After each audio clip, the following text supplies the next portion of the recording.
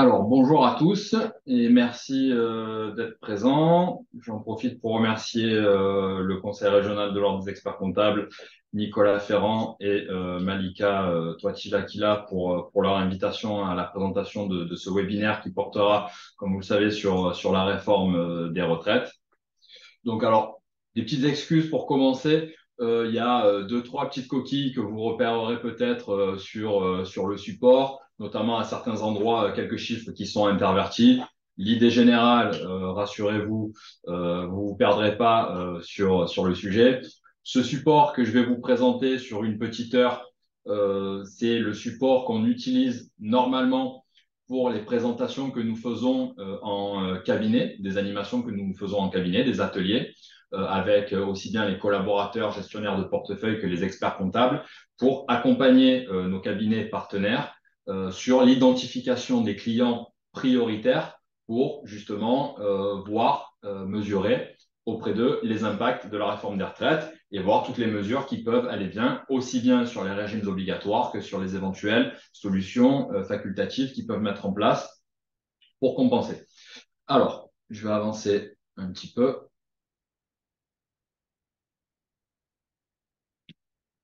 Alors, le groupe AG2R Arts Mondial, je pense que vous le connaissez. Nous sommes une société de personnes à la fois paritaire et mutualiste. Première caisse de cotisation pour la GER-Carco, également première caisse pour la recommandation sur 110 branches professionnelles. Et à côté de ça, évidemment, partenaire donc, de la profession d'expert comptable. Donc, nous représentons 15 millions d'assurés et d'ayants droit.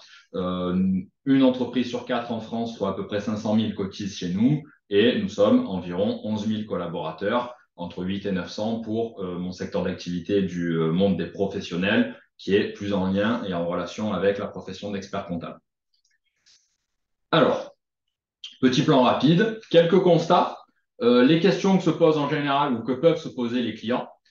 Un cas pratique qui viendra à l'issue d'un quiz. Alors, le quiz, évidemment, sera sans participation, hein, sans échange. Donc, on passera vite sur les questions. C'est pour la mise en évidence d'un certain nombre de points importants à connaître sur cette réforme des retraites, même si sur deux points, je crois, il y a encore des décrets qui sont en attente, mais la loi est écrite, donc on peut commencer à aborder ces sujets-là.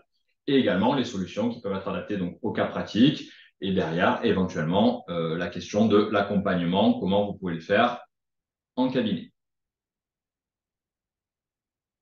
Alors, question. Alors, quelqu'un qui veut poser une question, c'est ça? Par contre, si. Hop. Non, il y avait une main levée. Tant pour moi. Ah, voilà. Donc, Monsieur Gignoux, qui voulait poser une question, c'est ça?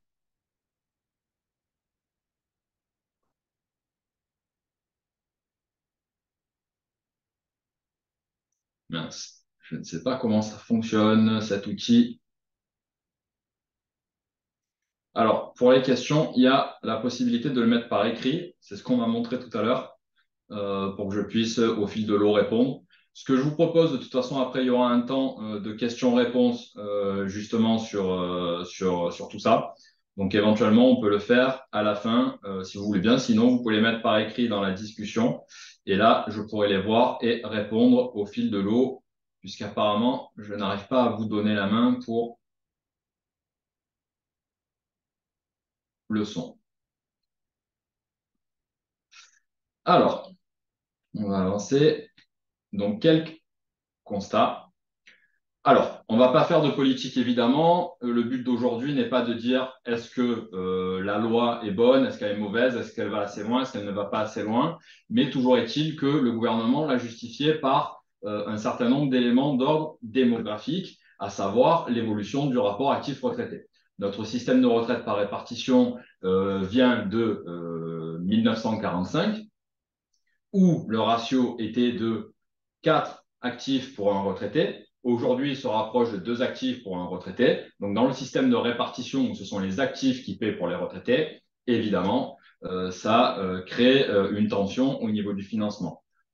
En plus de cela, il y a également la question de l'espérance de vie qui continue de croître en France par rapport à 1945, avec des personnes qui durent beaucoup plus longtemps qu'à l'époque, ce qui joue aussi sur ces aspects-là. Et il y a également la question du renouvellement générationnel, puisque ça, vous devez le savoir, il y a besoin de 2,1 enfants par femme pour assurer le renouvellement des générations.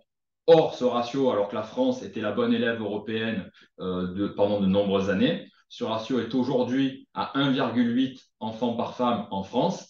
La France n'avait plus connu de ratio aussi faible depuis 1994.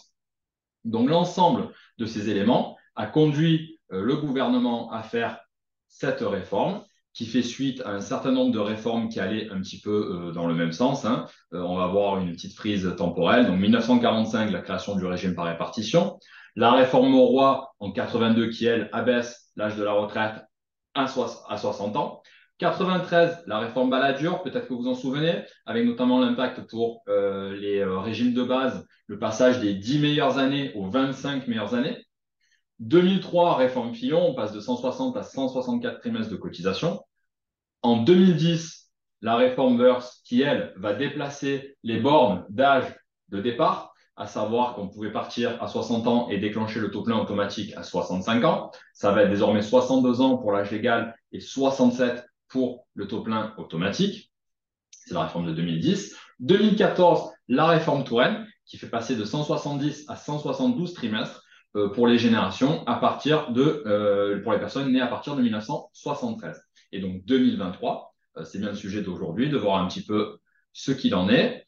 Donc il y a un certain nombre de conséquences. Évidemment, toutes ces réformes d'ordre purement paramétrique, puisqu'on est plus du tout dans le cadre de la réforme qui était voulue en 2020 par Emmanuel Macron et son gouvernement, qui était une réforme systémique, où l'ensemble des régimes de retraite, puisqu'il y en a 42 aujourd'hui en France et 13 systèmes de réversion, allaient être refondés en un seul régime. Cette réforme qui a été enterrée par le Covid n'a plus lieu d'être. Donc, on est encore sur une réforme paramétrique, ce qui peut complexifier un petit peu les choses, accroître la perte de visibilité, risque de perte de droits, de perte de chance, ce qui incite évidemment à voir et à faire le point sur sa situation, notamment puisque là, vous êtes expert comptable, donc vous êtes au contact de gens, profession libérale, chefs d'entreprise, qui dans leur carrière peuvent avoir connu plusieurs régimes, avoir d'abord été salariés, donc forcément, ça implique un certain suivi pour mesurer les impacts. Voilà. Et la question qui se pose, évidemment, c'est quand est-ce que je peux partir et surtout avec combien. Donc, une réforme des retraites, pour sortir un petit peu du prisme médiatique, évidemment, il y a l'aspect contrainte. Là, on connaît sur cette réforme, principalement, ça a parlé du passage de 62 à 64 ans comme âge légal. C'est la seule borne qui a bougé. Celle du déclenchement automatique du taux plein à 67 ans ne bouge pas. Et à côté de ça, il y a également la question de l'accélération du calendrier pour atteindre les 172 trimestres. Ça, c'est un petit peu l'accélération de la réforme de Marisol Touraine de 2014 qu'on a vu tout à l'heure. Voilà. La fin progressive de régimes spéciaux et également, parce qu'il y a la question qui se pose pour les chefs d'entreprise vis-à-vis de leurs salariés, c'est l'évolution des charges en cas de rupture conventionnelle. À côté de ça, le gouvernement a mis en place tout un tas de mesures compensatoires qui peuvent être vues, d'où le point d'interrogation, comme des opportunités pour accompagner les fins de carrière, aussi bien des dirigeants, des professions libérales que des salariés, pour ceux qui ont des salariés dans leur société, aussi bien au niveau, vous allez le voir, que des questions des dispositifs de carrière longue, sur les rachats de trimestres, retraite progressive, cumul emploi-retraite. C'est un petit peu là le plan de ce qu'on va voir maintenant au fil de l'eau sur cette présentation. Donc, les questions que se posent les clients. Bon, là, on va passer vite. Voilà. C'est en gros, quelles sont les conséquences du report de l'âge légal sur la retraite? Est-ce que je suis concerné par l'évolution du nombre de trimestres? À quel âge je vais déclencher le taux plein? Quelle décote si je n'ai pas les trimestres? Est-ce que j'ai droit à une surcote si je vais au-delà? Et les questions pour les employeurs. Également les questions au niveau de la famille et la retraite des femmes a-t-elle été améliorée et comment? Les dispositifs de retraite de façon anticipée, est-ce que la retraite progressive s'étend par rapport à avant? Voilà, il y a toutes ces questions-là qui nous remontent par nos partenaires ou en direct, même par nos clients qui nous sollicitent au quotidien suite à cette réforme de manière assez active, puisque pour un certain nombre de générations, évidemment, pas mal de questions se posent aujourd'hui, d'où la nécessité de se voir, de refaire le bilan, de faire le point et parfois de revoir les stratégies de fin de carrière qui peuvent être impactées par cette réforme par rapport à ce qui était prévu pour ces gens, pour nos dirigeants, pour nos clients initialement. Donc, comme je vous l'ai dit, on va passer vite. Hein. La réforme de 2023 prévoit le report de l'âge légal de la retraite de base pour l'ensemble des régimes. Oui, évidemment. Donc, il est relevé progressivement de 62 à 64 ans pour tous les assurés nés à compter du 1er septembre 1961. Pourquoi 1er septembre? Puisque l'entrée en vigueur, c'était 1er septembre 2023 et que les personnes donc nées avant le 1er septembre 1961 ne sont pas impactées. Et on va le voir au fil de la présentation, les impacts en nombre de trimestres supplémentaires à cotiser pour avoir le taux plein et de temps à rester au travail pour bénéficier de l'âge légal. Voilà. Donc là, c'est ce qu'on voit maintenant. Donc pour une personne née à partir du 1er septembre 61, mais toujours sur l'année 61, il va falloir rester 3 petits mois de plus. Pour les personnes nées en 62, ça sera 6 mois. Et au fil de l'eau, voilà. Et ça sera 64 ans, âge légal de départ en retraite, pour toutes les personnes nées à partir du 1er janvier 1968. Donc, d'où le fait que la réforme s'étale progressivement jusqu'à 2030. Ça, c'est pour la question de l'âge légal, puisqu'après, on va avoir des tableaux similaires pour le nombre de trimestres pour le déclenchement du taux plein. Hein. Ce sont deux choses différentes, âge légal et taux plein. Les impacts. Alors, il y a des impacts côté dirigeant salarié, côté entreprise, évidemment, aussi. Là-dessus, risque lié à la santé, vous prenez 2 ans de plus, la perte de possibles surcotes, les contrats prévoyance là-dessus, évidemment, génération de points de retraite complémentaires. Et côté entreprise, il y a aussi les mêmes choses, mais au niveau des salariés et de l'impact que ça peut avoir sur le fonctionnement de l'entreprise. Je pense notamment au troisième point, évolution du passif social. Ça, c'est tout ce qui est relatif à l'article 39, hein, le calcul des passifs sociaux. En fonction des conventions collectives, les indemnités de fin de carrière sont plus ou moins importantes. Sur certaines CCN, ça va être de l'ordre d'un mois de salaire, donc c'est pas pour 20 ans d'ancienneté. Donc forcément, c'est pas important. Par contre, sur certaines conventions collectives, ça peut faire franchir des seuils à un certain nombre de salariés et avoir un vrai impact sur le passif social, qui est une dette certaine pour l'entreprise. Donc, ça fait partie des choses qui nécessitent un accompagnement du dirigeant pour lui éviter tout risque à ce niveau-là. Voilà, donc là-dessus, qui est concerné prioritairement? Évidemment, les personnes de 61 à 68, puisque au-delà, il y avait moins d'impact, et donc les clients ayant déjà en place un contrat d'indemnité fin de carrière, IFC, hein, ce que je vous disais sur les passifs sociaux. Pourquoi? Puisque les passifs sociaux, les indemnités de fin de carrière, vous avez 3 façons de les gérer. Tout d'abord, c'est de ne pas les gérer, donc de payer le moment venu quand un salarié s'en va. Le deuxième, c'est que l'entreprise provisionne elle-même au sein de l'entreprise chaque année des montants pour préparer les fins de carrière, mais auquel cas les montants provisionnés ne sont pas déductibles de l'impôt société, ou alors de passer par des solutions assurantielles, troisième solution, et là, les montants cotisés chaque année sont déductibles de l'impôt société. Donc, c'est un outil d'optimisation fiscale qui peut être intéressant. Alors, la réforme de 2023 prévoit d'accélérer le nombre de trimestres à valider pour percevoir une retraite de base à taux plein. Donc, évidemment, c'est oui. On l'a vu, hein, c'est par rapport à l'accélération donc, entre 61 et 72, l'augmentation du nombre de trimestres requis par rapport à la réforme Touraine de 2014. Hein, c'est bien celle-là qui est impactée. Et on va rehausser le nombre de trimestres. Avant, les 172, c'était uniquement pour les personnes nées à partir de 1973. Désormais, c'est pour toutes les personnes à partir de 1968, et même celles nées avant vont avoir 1, 2 ou 3 trimestres en plus à cotiser pour pouvoir obtenir leur taux plein. Voilà. Donc, on voit le tableau là.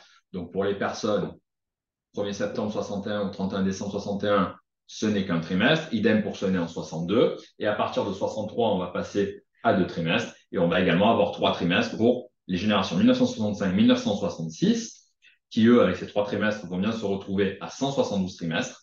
Donc, toutes les personnes à compter de 1900, nées à partir de 1965, ont 172 trimestres à cotiser. Et celles nées à partir de 1968, en revanche, elles devront partir bien, pourront déclencher les droits à partir de 64. C'est ce qu'on a vu tout à l'heure. Les impacts, pareil, il y en a côté dirigeant et côté salarié, évidemment.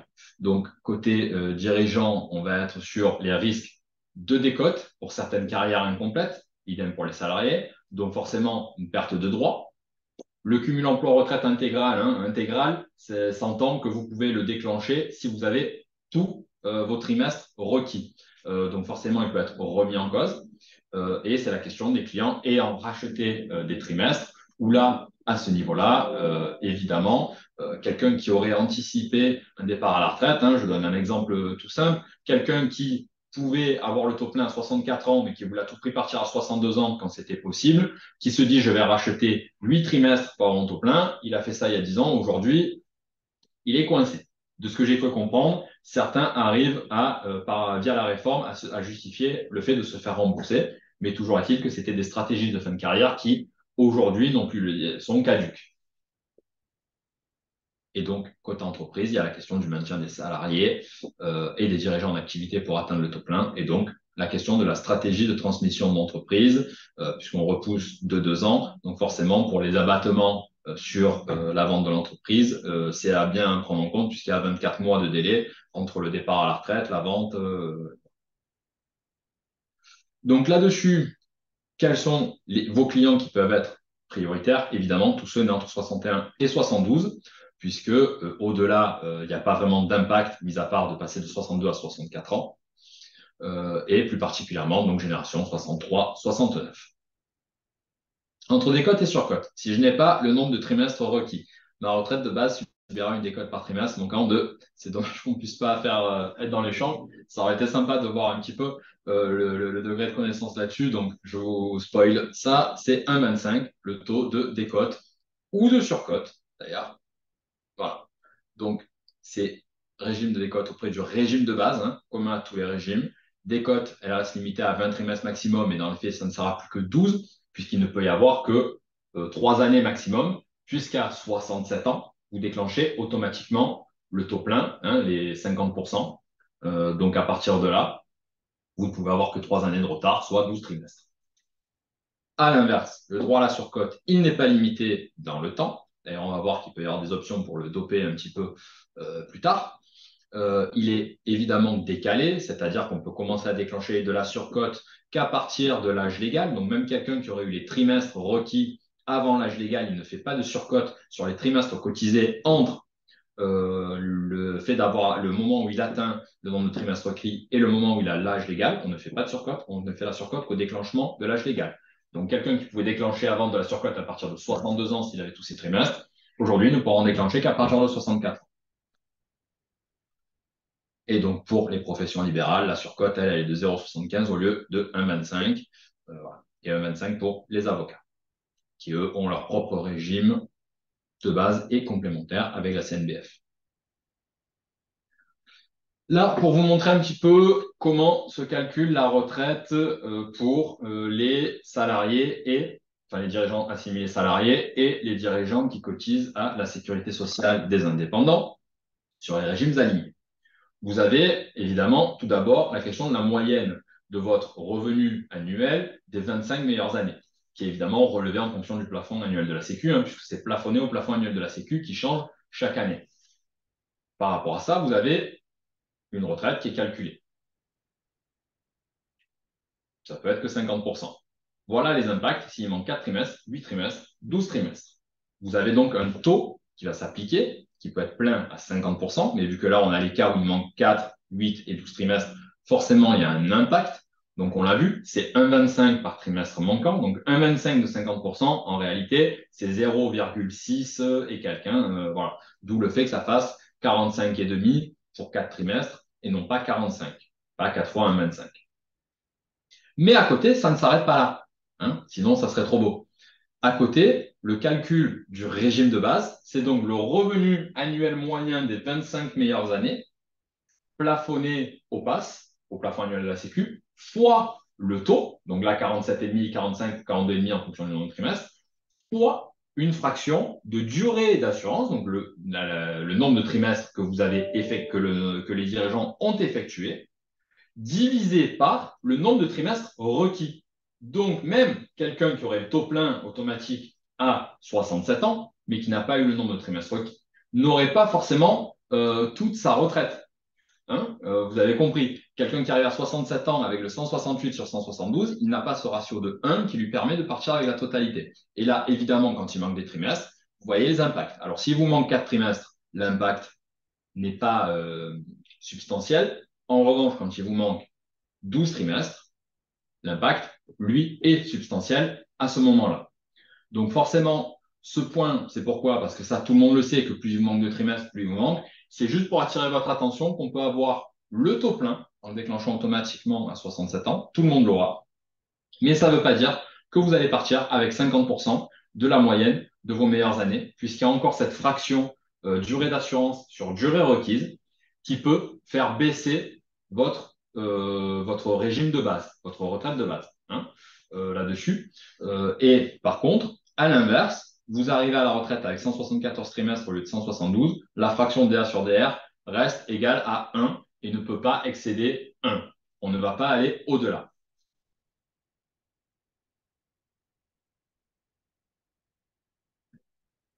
Donc là, on va voir les différentes réformes. Donc, vous voyez, hein, vous avez la formule qui est marquée. Donc, salaire annuel moyen ou revenu annuel moyen, moyenne des meilleures années, fois le taux, fois durée d'assurance sur durée de référence. Donc, en 2010, on était sur ce cadre-là, 60-65 ans.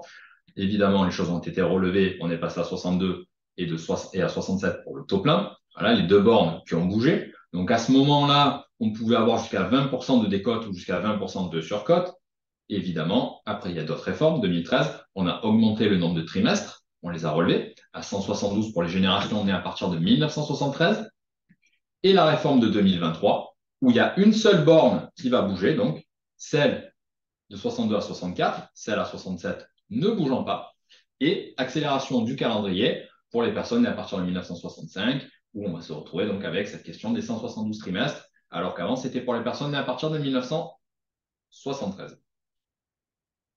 La réforme de 2023 prévoit de faire évoluer les charges patronales sur les indemnités de rupture conventionnelle. Donc ça, c'est un grand oui, évidemment. Passage de 20 à 30% de la contribution patronale attachée aux indemnités de rupture conventionnelle. Pourquoi ce changement? Tout simplement parce qu'en France, on a quand même un souci avec l'emploi des seniors. Le taux de chômage des seniors est assez élevé et une telle réforme qui décale l'âge légal de départ en retraite de 2 ans ne va pas tendre à améliorer la situation. Donc, à côté, le gouvernement a prévu ces mesures compensatoires pour inciter à garder les personnes dans l'emploi, à éviter d'accroître cette situation. Donc voilà le nouveau tableau et les nouveaux coûts. Voilà. Il y avait la situation avant le 1er septembre 2023 et la situation depuis le 1er septembre 2023 en fonction des différents cas, hein, indemnité de mise à la retraite d'un côté, de l'autre indemnité de rupture conventionnelle si le salarié n'est pas en droit de départ à la retraite et évidemment indemnité de rupture conventionnelle pour salarié en droit de bénéficier d'une pension de retraite. Et vous voyez les nouvelles conditions. Je ne vais pas m'attarder plus, le support va vous être envoyé à l'issue, donc on ne va pas forcément le détailler complètement. La réforme prévoit d'aménager les dispositifs concernant la famille père-mère. C'est également un grand oui, c'est un point important à noter. Le réflexe chez nos partenaires en général sur la question des retraites, c'est de nous envoyer, alors c'est un bon réflexe, hein, c'est de nous envoyer toutes les personnes qui sont proches de la retraite sur, on va dire, les 5 ans avant. Évidemment qu'il faut faire le point. Mais par contre, il peut y avoir des choses à voir avant pour améliorer la retraite des gens et des choses qui ne seront plus, qu'il ne sera plus possible de faire évoluer ensuite. C'est la question de l'arbitrage des majorations de durée d'assurance pour éducation des enfants, à savoir qu'avant la réforme, il y avait 8 enfants, il y avait 8 trimestres pardon, par enfant pour les parents. Alors automatiquement pour madame, 4 trimestres de portage, 4 trimestres d'éducation et 4 trimestres de portage évidemment pour madame. Et les 4 trimestres d'éducation, eux, par contre, étaient au libre arbitrage du couple. Mais l'information n'est pas forcément, ne circule pas forcément des masses. Tout le monde ne le sait pas. Surtout que la fenêtre pour faire cet arbitrage est très courte. C'est entre les 4 ans de l'enfant et les 4 ans et demi. Il faut se manifester auprès de la CARSAT. Et il y avait la possibilité dans le couple pour répartir librement ces 4 trimestres entre les deux parents, sachant que le père pouvait avoir les 4, ou 2, ou 3, ou 1, ou aucun. Et si cet arbitrage n'est pas fait dans cette fenêtre, automatiquement, les 4 trimestres d'éducation rejoignent les 4 trimestres de portage chez madame, qui a donc 8 trimestres de majoration de durée d'assurance par enfant, sachant que ce n'est pas plafonné. Donc, quelqu'un qui a 4 enfants, s'il n'y a pas d'arbitrage dans le couple, madame va faire 4 fois 8, donc 32 trimestres de majoration. Voilà, donc ça peut être intéressant de voir quand les enfants sont jeunes si ça peut pas être intéressant entre monsieur et madame, une répartition. Petit point de vigilance sur le sujet, c'est que contrairement aux biens immobiliers, aux biens meubles et à la garde des enfants, ça ne peut pas être partagé dans le cadre d'un divorce. Vous faites un partage des trimestres, il est définitif, vous divorcez, madame ne peut pas dire je veux récupérer mes trimestres que je lui ai gentiment donnés. C'est un partage qui a été fait parce que le père fait aussi partie de la vie de l'enfant et peut revendiquer des trimestres pour l'éducation. Ça a été modifié suite à la polémique sur le fait que les femmes étaient sanctionnées par cette réforme. Et donc, alors que jusqu'à maintenant, il y avait la possibilité d'avoir jusqu'à 4 trimestres pour monsieur, finalement, désormais, vous allez voir l'impact. Voilà. Désormais, l'arbitrage ne se fait plus que sur 2 et madame a 6 trimestres automatiques. Voilà. Évidemment, dans le cadre de l'adoption, pour un couple de même sexe, le choix va se faire librement par le couple. Qui a les trimestres de portage? Qui a les trimestres d'éducation? Est-ce que c'est la même personne qui prend tous les trimestres ou non? Voilà. Sinon, pour l'adoption, pour un couple homme-femme, les trimestres sont attribués à la mère, les trimestres de portage. Et également, par rapport à ça, il y a certaines choses qui sont mises en place là-dessus sur une surcote éventuellement si vous avez le taux plein avant l'âge légal. Si vous avez le nombre de trimestres requis pour le taux plein avant l'âge légal, donc âge légal de 64, et que vous travaillez entre 63 et 64 ans, vous pouvez créer une surcote dérogatoire qui sera un maximum de 5%, mais à la condition, alors évidemment on l'a dit, s'il y a le taux plein, mais l'autre condition, c'est d'avoir validé au moins un trimestre de majoration pour enfant au titre. Et là, c'est important parce que de le dire, parce que ça veut dire que dans un couple où il n'y aurait pas eu ce partage-là et où monsieur aurait bien tous ses trimestres requis à 63 ans, il ne pourra pas faire cette surcote dérogatoire entre 63 et 64 ans. Seule madame pourra le faire si effectivement elle a tous ses trimestres. Il faut obligatoirement avoir fait un partage et que monsieur puisse bénéficier d'un trimestre de majoration pour enfants, alors soit au titre pas de la maternité, mais de l'éducation ou de l'adoption, voilà, sur ces choses-là. Ça permet d'avoir évidemment cette surcote qui peut être intéressante dans certains cas. Et l'autre point, c'est que la surcote normale, on l'a vu, est de 1,25. Mais par contre, pour ces personnes-là qui ont eu ce trimestre de majoration par enfant au titre donc, de la maternité, l'éducation, l'adoption, si votre durée d'assurance qu'on a vu sur durée de requise est inférieure à 1, au-delà de 67 ans, si vous continuez à travailler, la majoration de durée d'assurance sera de 2,5% par trimestre et non plus 1,25. Même topo que pour la surcote dérogatoire de maximum 5%, c'est pour les personnes ayant validé au moins un trimestre de majoration pour enfants. Donc, monsieur n'a pas fait le partage dans les temps, c'est trop tard. S'il continue au-delà de 67 ans, il aura une surcote normale de 1,25 alors qu'il aurait pu en avoir une de 2,5%. Donc, c'est pour ça que le bon réflexe de voir les personnes qui sont proches de la retraite pour voir quel impact, certes, c'est important, c'est nécessaire, mais il faut aussi s'attarder sur les situations de famille, sur les couples plus jeunes, par exemple les quadras, pour voir s'il n'y a pas des arbitrages possibles là-dessus qui peuvent venir permettre de compléter des carrières qui ont déjà des trous par rapport aux années d'études ou par rapport à des changements de statut, un certain nombre de choses qui font qu'un arbitrage dans le couple peut être intéressant. Ne pas faire perdre, l'idée n'est pas de déshabiller Paul pour habiller Jacques, hein, c'est bien de mesurer pour chacun les impacts et ensuite de laisser le couple arbitrer sur ce qui pourrait être bien pour eux.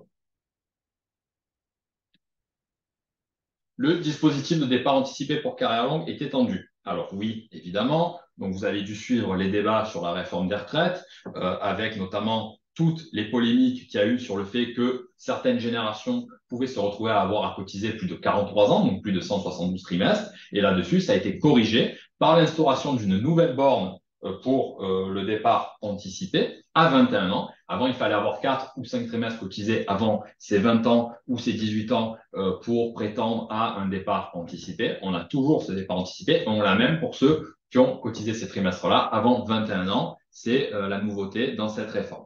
Par contre, tous les trimestres ne sont pas pris en compte. C'est là qu'il faut vraiment étudier au cas par cas et faire attention. Et surtout, ni les experts comptables, ni nous, assureurs spécialistes en protection sociale, ne pouvons dire à quelqu'un, oui, vous êtes éligible au dispositif carrière longue. Non, on peut dire effectivement, vous avez bien les trimestres avant l'âge requis, mais il faut leur dire d'aller faire une étude auprès de la CARSAT, et il n'y a que la CARSAT qui pourra confirmer qu'effectivement, ils sont éligibles. Parce qu'un certain nombre de trimestres qui sont réputés cotisés, réputés cotisés, ou validés plutôt, qui sont validés mais pas cotisés, ne seront pas pris en compte, puisque pour avoir accès à ça, il faut évidemment avoir tous les trimestres requis, mais sur vos 172 trimestres, certains peuvent être enlevés. Par exemple, le chômage. Je prends le cas d'un dirigeant qui va créer sa société et pendant 2 ans ne pas prendre de rémunération et donc bénéficier de l'ACRE.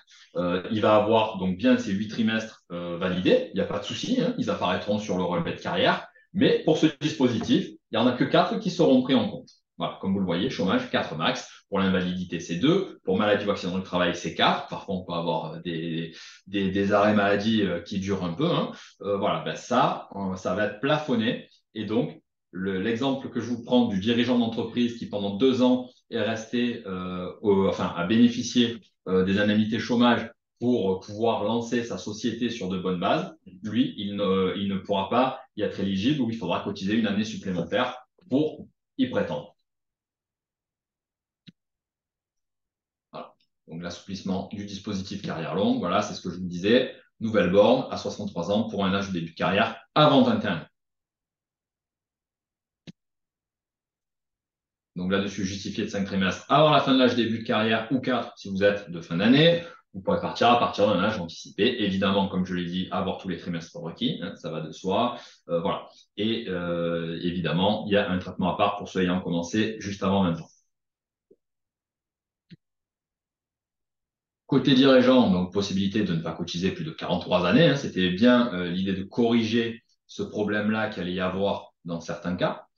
Départ avant 64 ans, donc pour plus de bénéficiaires, forcément. Et côté entreprise, donc donner la possibilité à certains salariés de partir avant, alléger la masse salariale. Voilà, hein. Donc là-dessus, identification client. Pourquoi profession artisanale? Parce que souvent, ce sont des gens qui ont dû commencer tôt, faire des années d'apprentissage qui sont comptées. Donc voilà, l'apprentissage. Et aussi dans le cadre des sessions d'entreprise, à voir qui peuvent être parfois anticipées ou autres. Mais évidemment, à chaque fois, on peut regarder, dire oui, vous avez le nombre de trimestres requis avant l'âge pour déclencher. Mais attention, on va d'abord aller voir la CARSAT et faire une étude pour leur demander confirmation que vous y êtes bien éligible et quand. Est-il possible de disposer d'un départ anticipé pour handicap et incapacité permanente? Ça, oui, effectivement. Aussi, donc c'est des dispositifs qui existaient déjà, qui sont réaménagés Voilà. Là-dessus, ça va dépendre d'un certain nombre de points. Il y a la question de l'amiante, évidemment, de l'incapacité permanente supérieure à 50%, des ATMP, voilà. Ces sujets, vous pourrez regarder par la suite sur le support, ce qu'il en est, et revenir vers moi ultérieurement si vous voulez plus d'informations là-dessus. Le cumul emploi-retraite générera de nouveaux droits en retraite. Donc là, c'est un oui. Jusque-là, il n'était pas possible sur le cumul emploi-retraite d'avoir de nouveaux droits. Donc là, ça sera uniquement sur le cas du cumul emploi-retraite intégral. Hein, donc là, à partir du moment où vous avez bien tous les trimestres requis, si vous continuez à travailler, si c'est chez le même employeur, il faudra bien sûr compter 6 mois d'attente avant de revenir. Et là-dessus, vous pouvez créer de nouveaux droits qui seront plafonnés, une petite fraction du plafond annuel de la sécurité sociale. Et là-dessus, ça reste à préciser par décret. Alors, je vois une question. Hop. Bon, nous, le support. Oui, vous allez avoir le support, effectivement. Vous allez avoir le support et avec mes coordonnées au cas où vous auriez des questions supplémentaires. Et je reste évidemment à votre disposition sur ça pour aller plus loin si vous le souhaitez.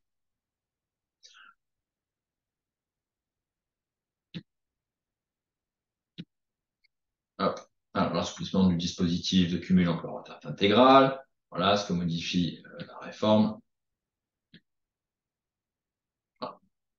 Donc, côté dirigeants et salariés, on évite les cotisations sociales à fonds perdu. On va améliorer le montant de sa retraite tout en la percevant, évidemment. Je rappelle que c'est juste dans le cas du cumul intégral. Hein. Vous avez tous les trimestres requis. Et donc, côté entreprise, ça peut permettre d'alléger la masse salariale, de maintenir certains salariés importants, donc salariés ressources en activité. Et également, pour le dirigeant, ça va pouvoir accompagner la transmission d'entreprise dans ce cas-là. Alors, il y a une autre question. Pour quand le décret est-il prévu? Alors, ça, il y a beaucoup de décrets qui sont sortis dès le 1er septembre lors de la mise en place de la réforme, hein, début, mais évidemment d'autres sont à préciser. Et là-dessus, malheureusement, je n'ai pas forcément d'informations à vous communiquer, puisque ça dépend du gouvernement et uniquement du gouvernement. Donc là-dessus, évidemment, nous, au sein de la G2R La Mondiale, on aura la possibilité de mettre à jour, enfin on mettra à jour ces supports en fonction des différents décrets. Et on a d'ailleurs une revue qui est spécifiquement pour les professions de conseil, pour les experts comptables. Côté conseil, un certain nombre d'entre vous la reçoivent peut-être s'ils travaillent déjà avec des conseillers G2R. On a dû vous l'apporter en papier ou vous l'envoyer par mail en format numérique, est appelé à être remise à jour au fil de l'eau de sortie des décrets. Pour le moment, je crois qu'il y a une nouvelle version qui est prévue puisqu'il y a des petites choses qui ont évolué, mais je n'ai pas forcément de date exacte. Voilà, là-dessus, ça ne dépend pas ni de vous ni de nous et il n'y a pas forcément un calendrier établi. Autre question. Les dirigeants TNS peuvent-ils envisager une retraite progressive avant 2 ans de la mise à la retraite légale? Oui, on va y venir. C'est un point suivant sur la retraite progressive, puisque bon, les dirigeants d'entreprise, ceux qui cotisaient à la SSI, avaient déjà droit à la retraite progressive, mais on va voir justement qu'elle est désormais étendue. Alors certes, aux fonctionnaires, ça ne va pas nous regarder aujourd'hui, mais aussi et surtout aux professions libérales. Donc on va y venir par la suite. Là, on est sur le cumul emploi-retraite. Voilà, donc qui est touché, carrière longue, session d'entreprise, à partir de 55 ans, regardez, puisqu'à partir de 55 ans, vous recevez en plus du relevé individuel de situation qui reprend tous vos trimestres et tous vos points complémentaires, vous avez en sus la question de l'EIG, donc l'estimation indicative globale. Donc ça peut être un bon point de départ pour déclencher une étude, pour voir ce qu'il en est réellement, s'il n'y a pas d'erreur, si la carrière est bien remplie dedans, et préparer évidemment les stratégies de fin de carrière, même si le gouvernement vient de la décaler de 2 ans, quoi qu'il en soit. Je vérifie juste, on est. Ouais, voilà, il n'y en a pas d'autres. OK.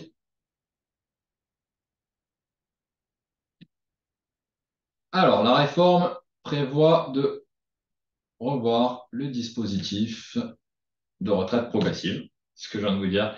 Donc oui, effectivement, voilà. il existait pour les salariés, il existait pour les dirigeants à la sécurité sociale des indépendants. Il va être désormais possible pour les professions libérales. Donc vous, par exemple, expert comptable, vous allez y avoir droit si ça vous intéresse là-dessus. Et donc évidemment, l'âge d'accès sera progressivement repoussé à 62 ans d'ici 2030 en fonction du nombre de trimestres au lieu de 60 ans. Donc c'était la question qui m'était posée, hein, 2 ans avant l'âge légal. C'est totalement ça. Donc ça change pas. C'est pas nouveau d'ailleurs pour les dirigeants d'entreprise, hein, sauf ceux qui cotisent sur les caisses des professions libérales. Euh, Par exemple, ceux qui seraient affiliés à la CIPA, hein, je pense pour des dirigeants d'entreprise qui ne sont pas en profession libérale classique. Euh, voilà. Donc l'assouplissement du dispositif de retraite progressive, ça veut dire que on peut partir à partir de 62 ans, à la condition d'avoir cotisé au moins 150 trimestres. Voilà, donc on décale de 60 à 62 ans. Et ça s'étend aux professions libérales, quelles qu'elles soient. Tout le monde est touché, experts comptables, pharmaciens, avocats, médecins, notaires, architectes et autres. Tous ceux qui cotisent sur la dizaine de caisses libérales et la caisse des avocats. Ah oui, et aussi la question que l'employeur devra justifier un refus du passage à temps partiel pour un salarié, si le salarié fait la demande. Voilà. Et donc, qu'est-ce qui n'est pas modifié par la réforme? C'est ce qu'on a vu, être à 2 ans de l'âge légal. Donc, c'était la question qui m'a été posée. La validation des 150 trimestres, ça n'a pas bougé. Et évidemment, continuer de travailler sur une fraction entre 40 et 80% d'un temps complet. Pour les TNS, réduire le revenu professionnel au minimum de 20% et maximum de 60% par rapport à la moyenne des revenus des 5 années précédentes. Donc, c'est pour ça que ça doit évidemment s'accompagner d'une étude auprès des professions de conseil, hein, donc auprès de vos cabinets, préalablement pour voir tous les impacts. Et on verra tout à l'heure dans le cas pratique, c'est un petit peu expliqué, notamment pour le cas d'une infirmière libérale, ce que ça peut donner en, en application pratique. Donc côté dirigeant et salarié, évidemment, alléger l'activité, percevoir une partie de sa retraite, continuer à générer des trimestres, puisque là, c'est pas nouveau, hein, on continue à créer des droits. C'est ouvert désormais à toutes les professions, ce qui n'était pas le cas avant. Et côté entreprise, évidemment, allègement de la masse salariale, hein, maintien et transmission du savoir-faire dans l'entreprise, permettre à certains salariés de réduire leur temps de travail sans perte de trimestre, évidemment. Alors, qui est touché? Profession libérale et chef d'entreprise, là-dessus, évidemment, c'est les cibles prioritaires quand on parle à des experts comptables. Donc, à vous de voir à ce niveau-là pour accompagner vos clients sur ces questions-là. Si le cas pratique que je vais vous montrer après prend l'exemple de l'infirmière libérale, c'est pas par hasard. C'est quand même une profession où souvent les professionnels aiment bien lever le pied sur la fin de carrière. Évidemment, ça a un impact sur la rémunération. Là, ils vont pouvoir continuer à lever le pied, mais en compensant la perte de rémunération par l'introduction de la retraite progressive. Donc, ça peut avoir un réel intérêt de voir ça avec vos clients. Donc, la réforme prévoit d'assouplir certains dispositifs de rachat de trimestre. Oui, on va passer vite parce que là, ça fait partie des mesures où nous n'avons pas encore les décrets. Donc, c'est pour les bornes de temps pour acheter les rachats pour les années d'études ou également les stages en entreprise. Vous le voyez, il y avait des bornes à 10 ans et 2 ans pour certains. Là, désormais, on attend les nouvelles bornes. Donc, les impacts, c'est évidemment atteindre le taux plein principal et éliminer les décotes. Alors, je vois une quatrième question de Madame Després. Quelles conséquences de la retraite progressive sur la retraite définitive? Alors, la conséquence, c'est que vous allez continuer à créer des droits. Évidemment, vous êtes sur un temps partiel, hein, donc ça va avoir cette conséquence-là. Vous ne serez plus sur un temps plein. Donc ça se mesure, hein, on calcule la retraite si vous continuez à temps plein jusqu'à tel âge et on vous montre ce que ça impacte si vous vous mettez à 50% par exemple. Donc évidemment, vous allez moins travailler, donc moins cotiser, donc ça aura un impact à ce niveau-là, mais vous continuez à valider vos trimestres et à créer des droits. Donc moins pour une profession libérale où on est totalement en point aussi bien sur la base CNAVPL que sur les complémentaires, peu importe la profession, on va être, vous allez créer moins de points à la CNAVPL, certainement, même si c'est plafonné, et sur votre caisse complémentaire aussi. Donc, ça aura un impact à ce niveau-là. Mais voilà, c'est un choix de vie à faire, mais qui se mesure au préalable. Voilà. Si vous avez l'ambition d'avoir tel niveau de revenu à la retraite, on va calculer, voir quel sera l'impact d'une retraite progressive et est-ce que ça permet quand même d'atteindre le niveau espéré. Sinon, est-ce qu'il y a des moyens de compenser cette perte par des solutions supplémentaires, d'où l'intérêt de compléter votre travail, votre expertise, vous, à votre niveau, sur le fonctionnement de tous ces dispositifs par notre expertise à nous en matière de protection sociale. C'est bien un des points sur lesquels on peut parfaitement vous accompagner en calculant les impacts sur la protection sociale et donc sur les futurs droits en retraite de la prise de ce type de décision pour le dirigeant.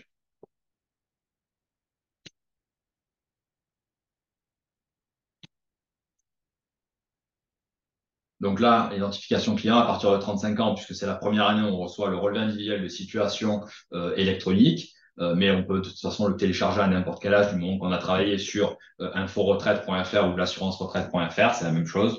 Donc là-dessus, évidemment, ce qu'il fallait remarquer sur les identifications au fur et à mesure, c'est que tout le monde est concerné, mais évidemment, il y a des ordres de priorité. Déjà, les générations touchées par le rehaussement du nombre de trimestres et le décalage progressif de l'âge légal, d'une part. D'autre part, évidemment, les personnes avec de jeunes enfants, parce que ça peut être intéressant de faire une étude, voir s'il ne peut pas y avoir une meilleure répartition des trimestres par enfant sur le couple. Il y a toutes ces questions-là, ceux qui préparent la session de l'entreprise et ainsi de suite. Mais factuellement, tout le monde est concerné par cette réforme, évidemment, sauf les personnes nées avant le 1er septembre 1961. Mais pour eux, c'est peut-être un peu tard pour voir comment compenser les effets sur leur retraite.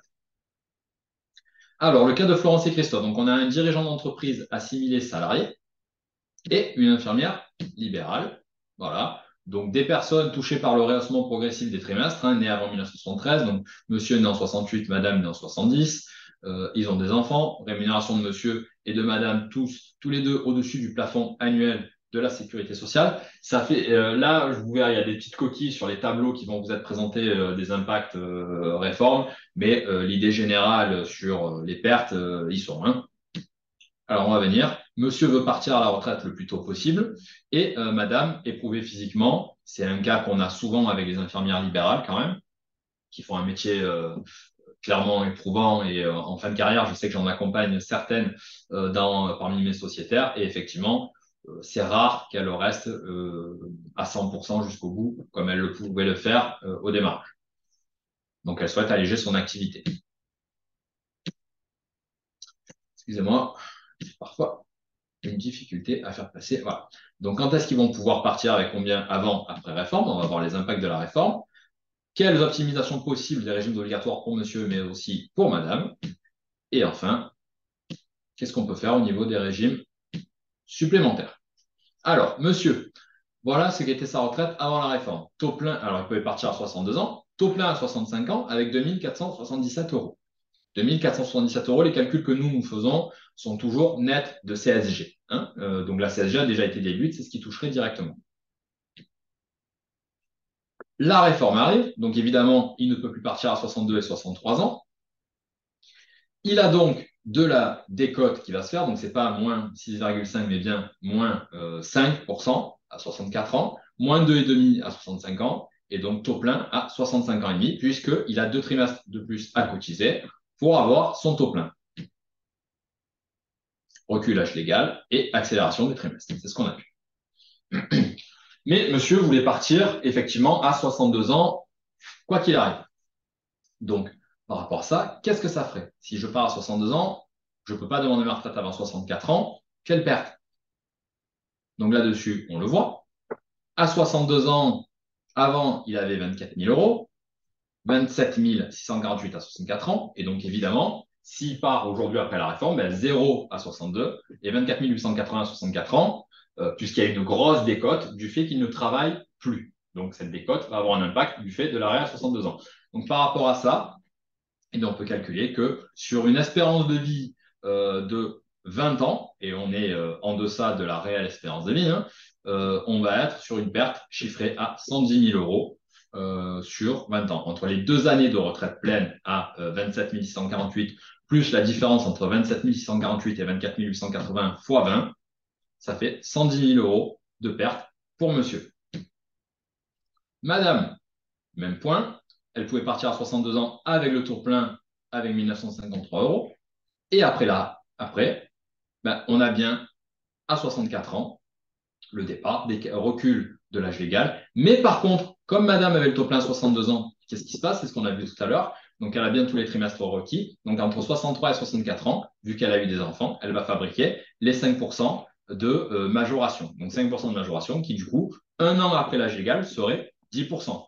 Donc, elle va bien créer de la surcote dès l'âge de 63 ans du fait d'avoir validé des trimestres pour enfants. Alors que normalement, si elle n'avait pas eu d'enfant ou si monsieur avait été dans le même cas qu'elle et qu'il n'avait pas eu de partage, la surcote ne se crée qu'à partir de l'âge légal, donc 64. Donc là, elle a un gain de 5%. Hop, voilà. Et elle aussi, si elle arrête à 62 ans et qu'elle demande la retraite à 64 puisqu'elle ne peut pas faire autrement, quel impact? Donc elle, on va voir, même calcul, impact 90 000 euros sur 20 ans d'espérance de vie. Donc, on va le voir, construire une stratégie retraite, c'est aussi penser à l'espérance de vie, qui est différente entre hommes et femmes à 65 ans. Là-dessus, ça ne cesse de croître. Et donc, il y a 2 types d'optimisation. D'une part, par les régimes obligatoires et d'autre part, évidemment, par les dispositifs facultatifs supplémentaires qui peuvent être mis en place. Donc, les régimes obligatoires, pour monsieur, ça peut être évidemment les rachats de trimestre. Je ne sais pas comment faire enlever cette barre. Désolé si ça vous gêne un petit peu. Donc, le rachat de trimestre, évidemment, ça se prépare en amont. On va le calculer, le coût par trimestre. Le coût total, vous allez bénéficier d'une déduction fiscale qui dépend de votre tranche marginale. Donc là, on doit être sur une tranche marginale à 30. Donc, il y a un coût net et il y a un retour sur investissement. Le retour sur investissement, dans ce cas-là, il est à 74 ans. Ce qu'il faut voir, donc, c'est que déjà, on n'a pas l'assurance que monsieur va vivre jusqu'à 74 ans. S'il décède avant, il n'y a pas de remboursement, il n'y a pas de récupération des montants investis. Donc, c'est perdu. Ça peut être perdu. Et ça peut ne pas avoir d'impact sur la réversion si on a déjà atteint les plafonds ou en fonction des caisses, voilà, où il y a également à justifier un certain niveau de vie. À quoi ces trimestres peuvent-ils me servir? Et si je n'ai pas encore vendu mon entreprise à 64 ans? Donc, rachat des trimestres d'études pour taux plein à 64 ans. Décider de faire du cumul emploi-retraite libéralisé, autre solution, parce que taux plein, âge légal et liquidation de tous les régimes et fabrication d'une nouvelle pension. Engendrer de la surcote, si poursuite d'activité sans liquidation des retraites. Et madame, mon métier étudiant, je souhaite baisser de rythme. On va voir le dispositif retraite progressive. Donc là-dessus, elle se met à 50%, elle diminue de 50% de sa rémunération, elle aura 50% de la retraite d'ores et déjà acquise, tout en continuant à constituer des droits à la retraite. À 62 ans, donc elle va pouvoir déclencher, puisqu'on l'a vu, elle a les trimestres, les 150, puisqu'elle a même les trimestres requis pour le taux plein. Donc elle percevra une rémunération professionnelle de 3 000 par mois, la moitié de ce qu'elle gagnait jusque-là, puisqu'on a vu qu'elle avait un BNC de 72 000, donc 6 000 euros par mois. On passe à 50, c'est 3 000. Et un revenu de retraite progressive de 968 par mois, soit un revenu total de 3 968 euros par mois. Alors qu'avant, elle aurait eu un impact, une perte de 50%. Là, elle va limiter la perte à 33%. Alors, nouvelle question. L'infirmière peut demander la retraite progressive puisqu'elle a le taux plein 60. Oui, oui, tout à fait, exact. C'est ce que je suis en train de montrer. Donc, c'est tout à fait ça. Elle peut demander à 62 ans la retraite progressive et donc compenser ce qui n'était pas possible jusque-là de faire, compenser le fait de lever un petit peu le pied sur la fin de carrière. Avant, c'était forcément un impact complet sur la rémunération. Là, évidemment, cet impact va être compensé par l'introduction de nouveaux droits en retraite. Autre question. Est-ce que le rachat de trimestre a bel et bien un impact sur le ratio DA sur DR? Effectivement, effectivement, oui. Ça fait partie, ça rentre dans la durée d'assurance. Donc, effectivement, pour quelqu'un qui à 67 ans, pardon, j'avais 72 ans, à 67 ans, à 168 trimestres, au lieu des 172, s'il en rachète 4, il aura ses 172 et donc il aura le ratio de 1. Mais vu le coût des 4 trimestres, on va d'abord mesurer quand même l'impact sur la retraite s'il les a pas et s'il les a pour voir si c'est intéressant financièrement de consentir un investissement. Parce que 4 trimestres, voilà, ça monte vite. Alors avec une grosse TMI, effectivement, il y aura un coût fiscal. Voilà, il y a des calculs à faire avant, Monsieur Dubiton.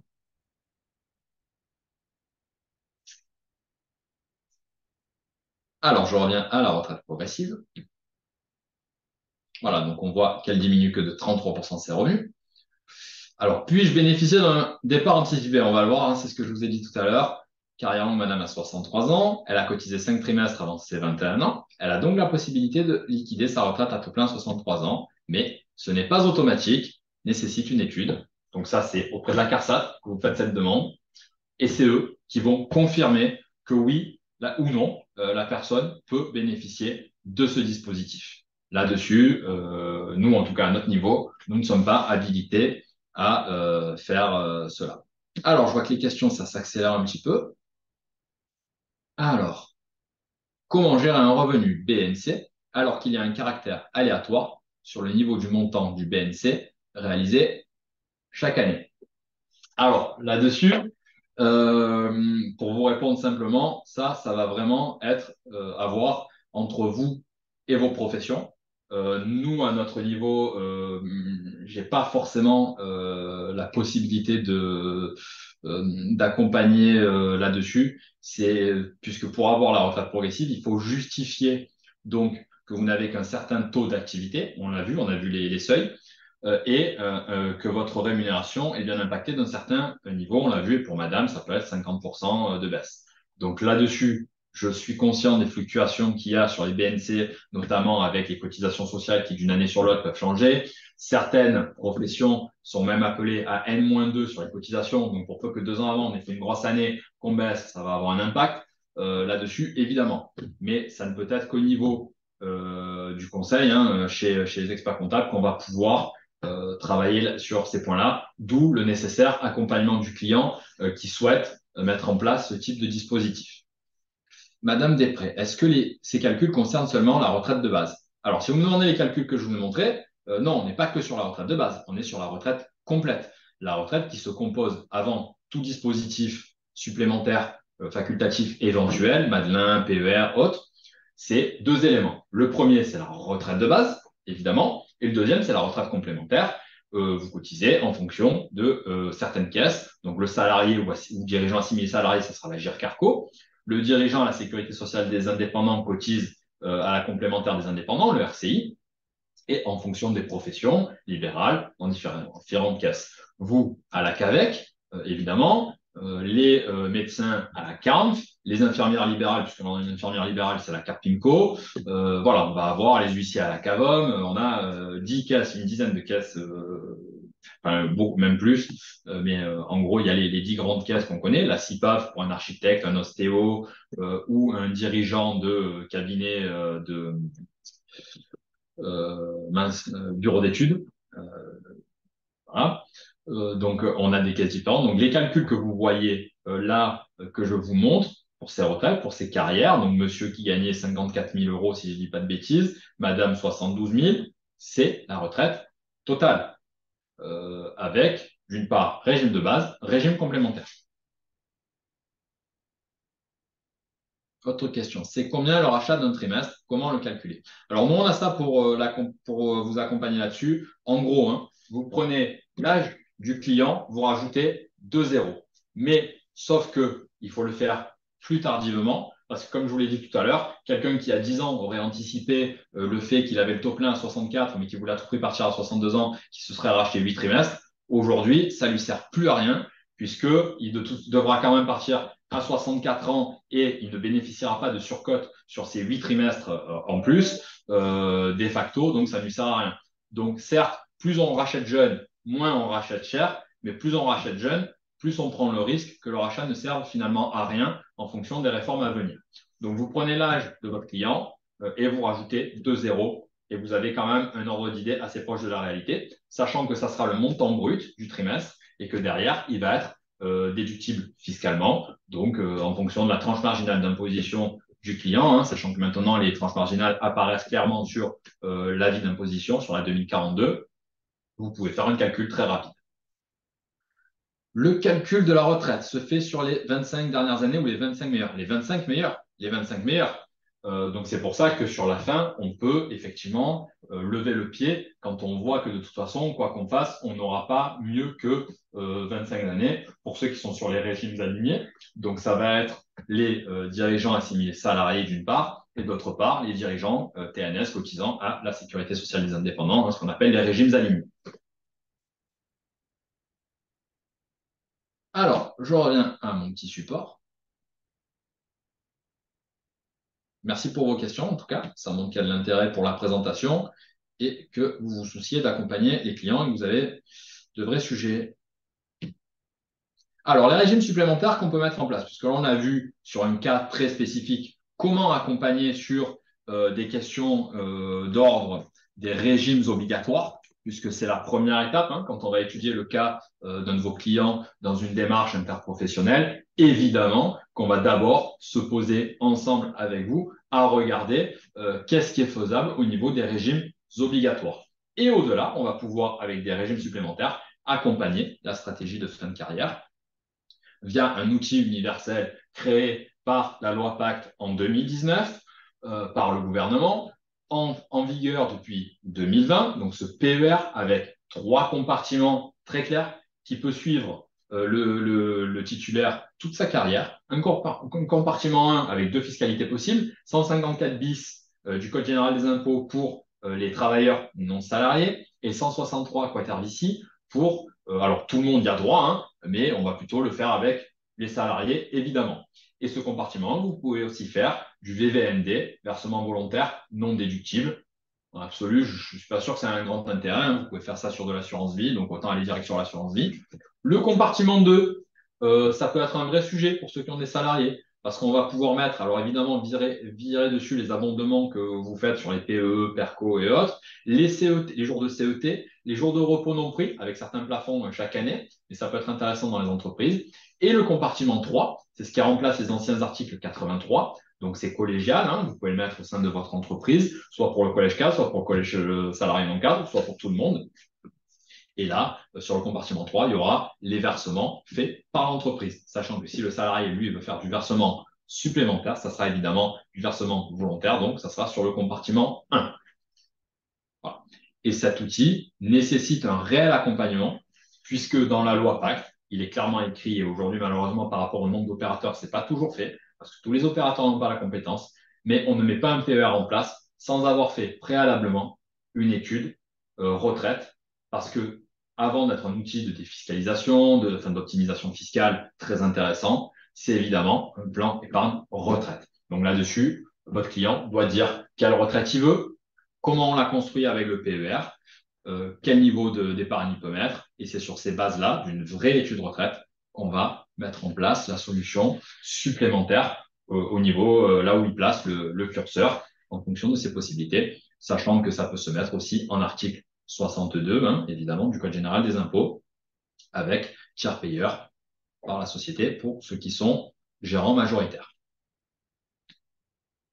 L'autre solution, je l'ai dit, c'est l'assurance vie, qui peut se mettre soit à titre individuel, soit en article 82 pour un salarié, soit article 62 du Code général des impôts pour un gérant majoritaire. Et là-dessus, il y a un peu plus de flexibilité puisque l'argent reste disponible, alors que sur le PER, il est bloqué jusqu'à l'âge légal de départ en retraite. Voilà, il n'y a pas, évidemment, on ne va pas déduire fiscalement les cotisations au niveau de l'IR. Par contre, quelqu'un qui est en 82 ou 62, les cotisations vont être soumises à cotisation sociale. C'est du sursalaire, ça va réintégrer la déclaration de votre IR, hein, ça sera du revenu supplémentaire, mais par contre, le montant placé sera évidemment déductible de l'impôt société.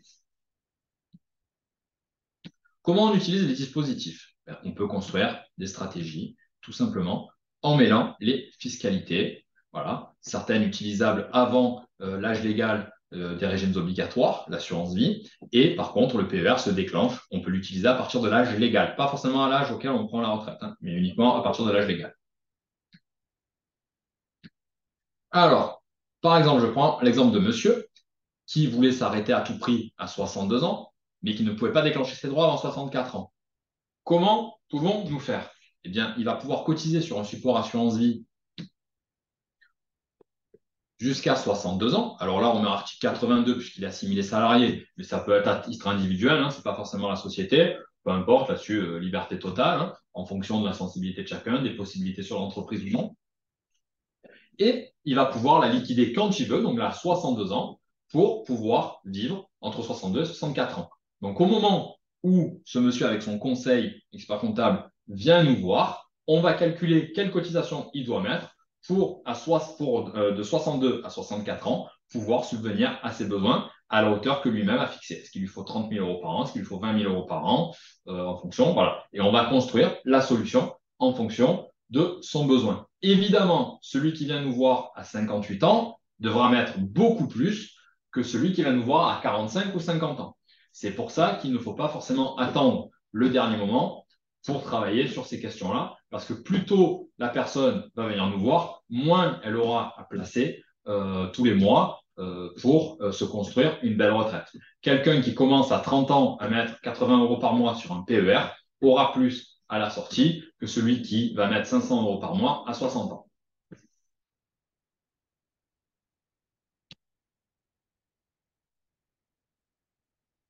Donc là-dessus, monsieur, éventuellement, il peut faire du cumul emploi-retraite pour compenser, s'il le souhaite, puisqu'on avait vu qu'il y avait aussi cette solution-là. Et donc, comment il va compléter derrière par rapport à la perte? Bien évidemment, il peut se faire un PERO, puisqu'il a signé salarié sur le collège cadre. Il va le faire. Et derrière, il aura une rente viagère qui va pouvoir déclencher dès l'âge légal, 64 ans. Et par ailleurs, il pourra également compléter son PERO, comme je vous l'ai dit, par de la cotisation personnelle, qui est forcément le compartiment 1. Et là, le compartiment 1 lui, il va pouvoir le sortir à la fin quand il n'aura plus le cumul emploi-retraite, qui perdra donc son revenu d'emploi, qui n'aura plus que la retraite régime obligatoire, en capital, en une fois ou en plusieurs fois, hein, fractionné, sachant que on fait plutôt du fractionné. Pourquoi? Parce que comme le montant que vous sortez réintègre le calcul de votre impôt sur le revenu, si on est sur des montants importants, hein, on a des péris avec des sommes 100 000, 150 000, 200 000 euros parfois. Si vous sortez tout d'un coup, le fisc va se régaler, évidemment. Alors que ça peut être fait intelligemment. Point qui n'a pas été vu là, mais qui est très important, c'est que le PER est un véritable outil patrimonial majeur. Un dirigeant qui n'a pas forcément d'intérêt pour le mettre en place sur des questions fiscales ou de complément de retraite, on peut discuter des aspects patrimoniaux qui sont évidemment très intéressants. Je ne vais pas détailler là, puisqu'il faut avancer. Voilà. Donc, c'est un petit peu pour vous montrer comment on va construire en fonction des objectifs. Voilà. Si je liquide 64 ans, ben, je vais avoir mon PERO en viagère. D'abord la cotisation.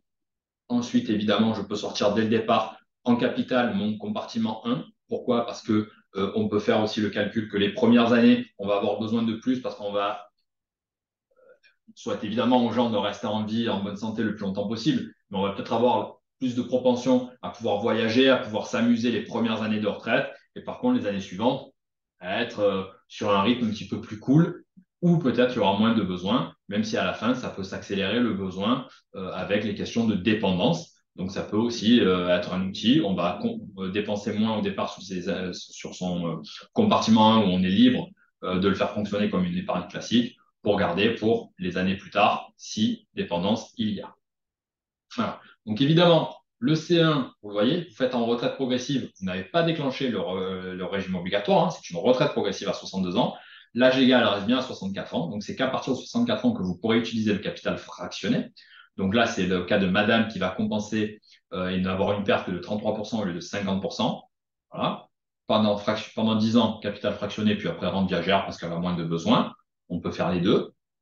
Et par contre, le gain fiscal de sa cotisation PRI, hein, puisque vous cotisez 100, vous avez une TMI à 30, ça vous coûte 70. Donc, ce gain fiscal est réinvesti en assurance vie que vous allez pouvoir sortir de 62 à 64 ans pour compenser la perte de revenus de 33%, encore plus, et donc rester quand même proche sur la période retraite progressive, rester assez proche du revenu que vous aviez initialement. Voilà, ça c'est un peu pour vous montrer toutes les stratégies de fin de carrière qui sont adaptables à chacun. C'est du sur-mesure. Il y a cette possibilité d'accompagner vos clients vraiment en fonction du besoin. Déjà en calculant leurs régimes obligatoires, quel impact et voir avec eux quelle stratégie de fin de carrière et en liant nos expertises, la vôtre sur la connaissance de l'entreprise, de l'environnement du dirigeant, de la comptabilité évidemment, et la nôtre en matière de protection sociale et patrimoniale, de lier l'ensemble pour mettre le meilleur modèle d'accompagnement retraite possible pour vos clients. Ça commence évidemment par l'identification et après il y a toutes les questions évidemment en matière de conseil. C'est comment je détecte le besoin chez mon client, la réforme des retraites qui nécessite un accompagnement et le PER qui nécessite une obligation d'information et de conseil. Je vous l'ai dit, le PER c'est préalablement une étude retraite. Et d'autre part, quand on met ces contrats-là, il y a une obligation pour nous qui mettons en place ces solutions d'accompagner le titulaire d'un PER chaque année. On doit faire le point avec nos clients chaque année. Alors évidemment, on les sollicite chaque année. Certains peuvent dire qu'ils ne veulent pas faire le point cette année-là, que rien n'a changé pour eux, il n'y a pas de souci, il n'y a pas d'obligation. Mais toujours est-il que il y a ce besoin dans la loi de faire le point chaque année. Le client est libre, évidemment. Et pour ça, on a toute une batterie de possibilités pour accompagner les cabinets là-dessus, sur ces questions-là. Donc ça, c'est pour détecter le besoin, voilà, sensibiliser, interpeller. On a tout un tas d'outils qui peuvent permettre de vous accompagner sur ça. Je vous ai montré le côté conseil, la réforme des retraites, je vous ai dit. Je ne doute pas qu'un certain nombre d'entre vous l'ont déjà eu s'ils travaillent avec un conseiller de la mondiale. Voilà, c'est en gros, c'est le support que je vous ai présenté, mais en format revue, et il est appelé à être remis à jour au fil de la sortie des décrets, évidemment. Alors, les questions, il y en a une autre. Les honoraires en matière de conseil. Alors ça, il faudrait qu'on en discute plus précisément, mais nous ne facturons pas nos études, quelles qu'elles soient, qu'on soit sur de l'audit de protection sociale, sur de l'audit patrimonial, sur de l'audit de conformité des régimes de protection sociale complémentaire. On ne facture pas. Par contre, on a une démarche partenaire avec principalement les cabinets d'expertise comptable, parce que en fonction de la méthode de travail qui va être mise en place et de l'investissement du cabinet sur le temps de la réalisation de l'étude, où nous, on apporte réellement un support technique, évidemment, les cabinets ont la possibilité de facturer le client sur nos études. Et nous, il n'y a pas de rétribution. Je vais être transparent. On a deux biais de rémunération. Un, si les contrats sont mis en place, évidemment, nous sommes rémunérés dessus. Et d'autre part, c'est par la notoriété. Donc, c'est si la personne est satisfaite de l'étude qu'on a fait. Si elle le souhaite, elle peut nous renvoyer vers d'autres personnes de son entourage susceptibles d'être intéressées par le même travail. Voilà. Donc là-dessus, il y a toute une démarche partenariale qui est faisable, adaptable à chaque cabinet. On ne travaille pas de la même manière avec tous les cabinets. Là-dessus, c'est assez libre. Il y en a qui nous envoient les clients et qui veulent juste voir l'étude à la fin ou avant la signature. D'autres accompagnent vraiment tout le travail qui est fait. Moi, je m'occupe que de la partie technique et ils vont faire le reste. C'est pour ça qu'ils peuvent facturer parce qu'il y a un vrai investissement du cabinet là-dedans. Évidemment, la facturation doit se justifier, voilà. Mais nous, à notre niveau, on ne facture rien. Si quelqu'un d'Achille des Arts mondiales vous présente une facture, il y a un problème. Comment récupérer le support? Alors ça, ça va être le CROEC qui va gérer.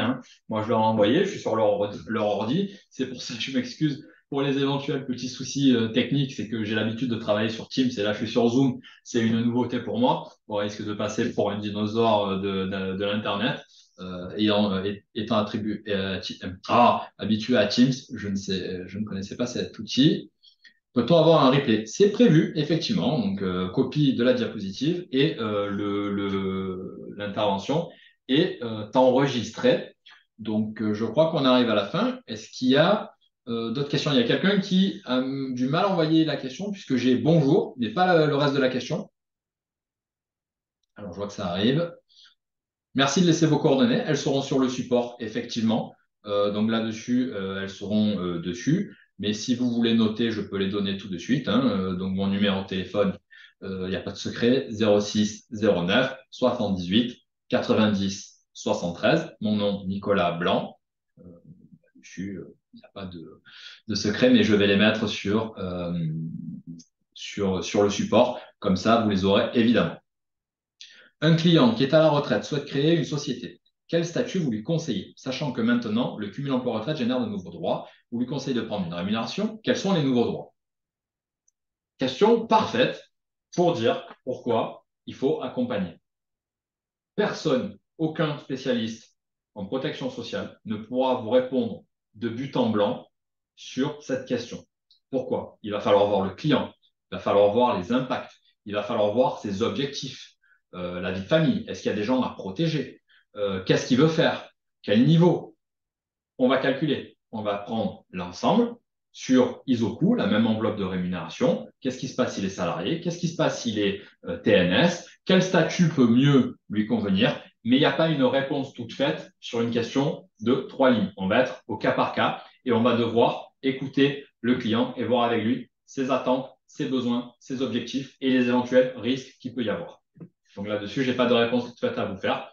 Mais par contre, je suis disponible pour rencontrer votre client avec vous si vous n'êtes pas déjà suivi par un de mes collègues.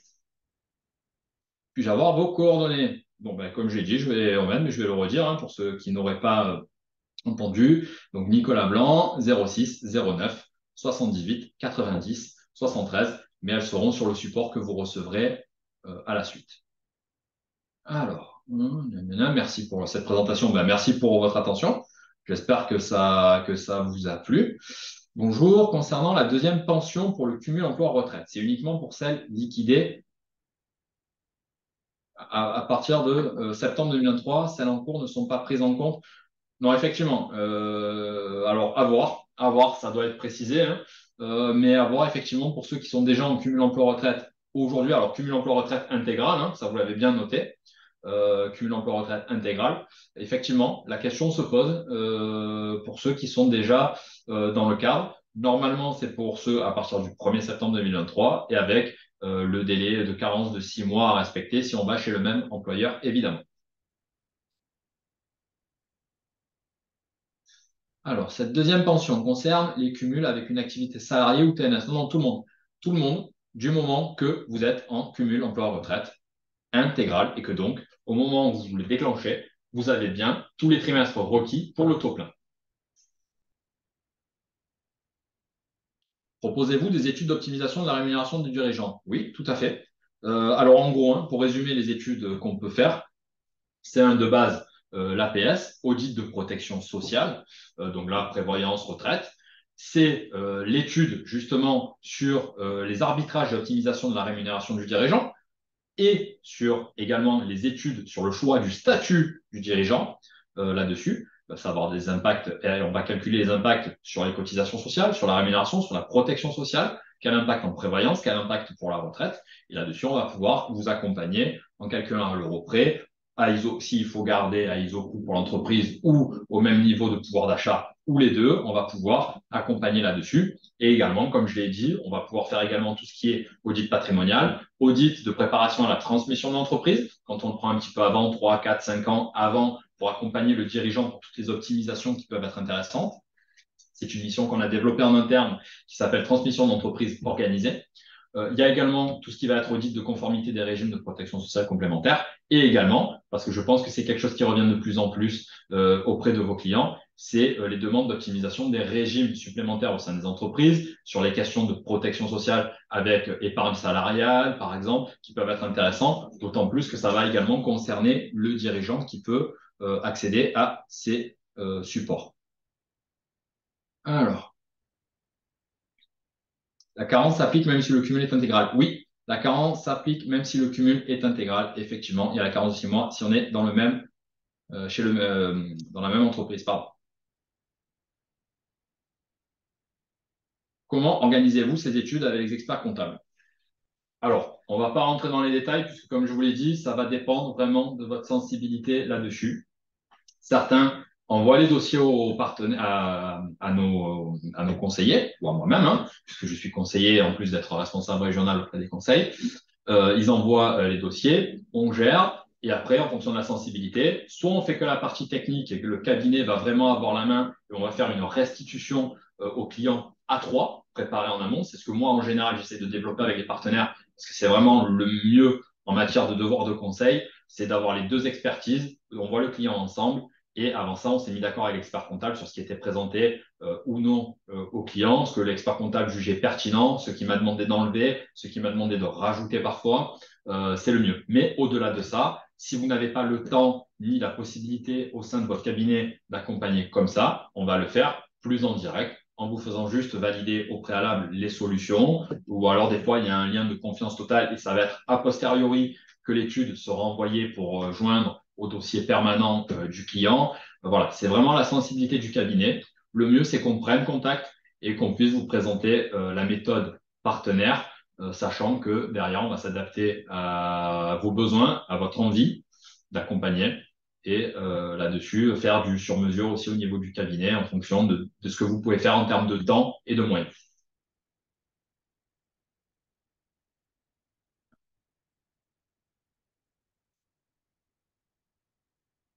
Je crois qu'il n'y a pas d'autres questions. Donc, s'il n'y a pas d'autres questions, allez, c'est 2 petites minutes. Je vais juste aller voir si quelqu'un du CROEC veut faire un mot de fin. Donnez-moi juste 30 petites secondes, le temps que je sorte de la pièce où je suis, pour aller voir ce qu'il en est à ce niveau-là.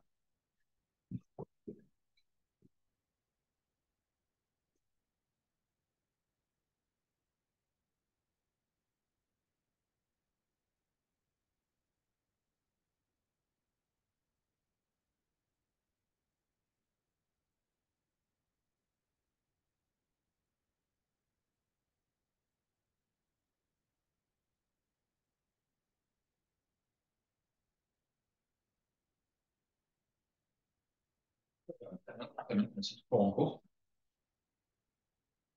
Je vais voir s'il y a d'autres questions.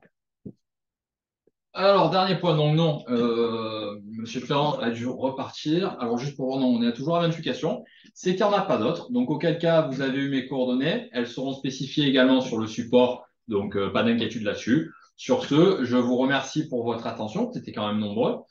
J'espère que ça. Ah, si, il y a une dernière petite question. Hop. Ah, ben merci pour cette présentation. Ben, tant mieux. Merci à vous pour votre attention. Satisfait de voir qu'apparemment ça a été clair. C'est toujours la question qu'on peut se poser là-dessus. En tout cas, je vous remercie pour votre attention, pour vos questions. Il y a eu une attention active apparemment de ce que je peux voir. Ça a été un plaisir et évidemment, je me tiens à votre disposition pour ceux qui le souhaitent. Je vous souhaite une bonne journée.